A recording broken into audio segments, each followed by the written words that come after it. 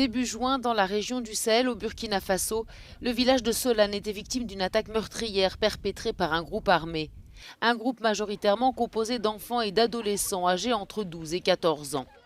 La pauvreté, l'accès très restreint à l'éducation et les conflits qui endeuillent la région font des jeunes les cibles idéales pour les recruteurs. Nous remarquons sur le terrain des enfants qui ont faim, qui n'ont pas accès à l'éducation. Nous remarquons des enfants en colère parce qu'ils ne comprennent pas ce qu'il est arrivé à leurs parents qui ont été assassinés sans explication, sans aucune forme de justice. L'armée aussi commet des bavures sous leurs yeux et c'est des actions qui contribuent à les traumatiser à vie.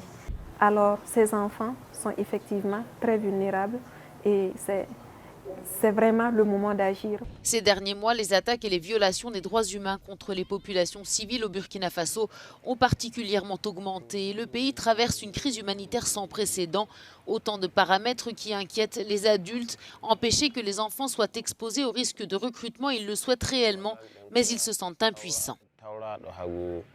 Nous avons vraiment peur. Les enfants sont plus vulnérables face au recrutement par les djihadistes car ils ne sont pas assez matures pour décider. Ils n'ont pas conscience de ce que cela implique.